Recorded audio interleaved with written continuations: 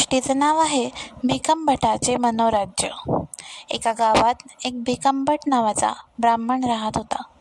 तो काही शिकला सवरलेला नव्हता. गावात भिक्षा मागून कसेबसे आपलं पोट भरत होता. असा हा गरीब भिकमभट मनोराज्यामध्ये दंग असायचा, म्हणून लोक त्याला मनोराज्यात रमणारा भिकमभट असंच ओळखत असत. ह्या भिकमभटाच्या हातामध्ये नेहमी एक काठी असायची.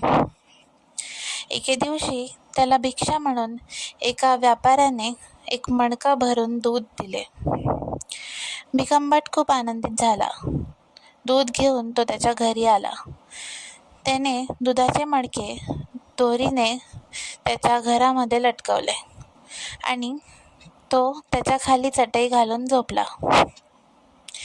आता भिकमभटाचे मनोराज्य सुरू झाले. तो विचार करू लागला, हे मडके भरून दूध मी एकटा किती दिवस पिणार? यातले दूध मी गावामध्ये जाऊन विकेल आणि विकल्यानंतर मला त्याचे बरेच पैसे मिळतील. हे पैशांनी मी काही बकरी विकत घेईल आणि त्यांचे दूधसुद्धा विकेल आणि असंच दूध विकत विकत माझ्याकडे खूप पैसे जमा होतील.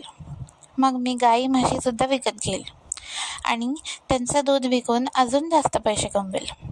असं करत करत मी या गावातला खूप श्रीमंत माणूस होईल.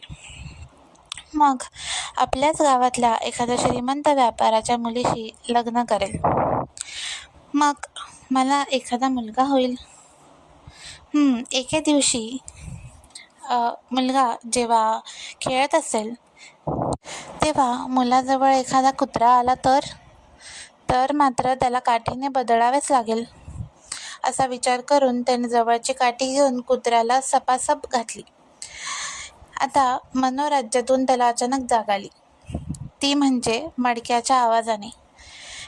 त्याच्या अशा सवयीमुळे ती काठी त्याच्या मडक्याला लागली आणि मडके फुटले आणि सगळे दूध सांडून गेले. बिचारा भिकमभट मनोराज्यामध्ये रमल्यामुळे तो सर्वच काही गमावून बसला.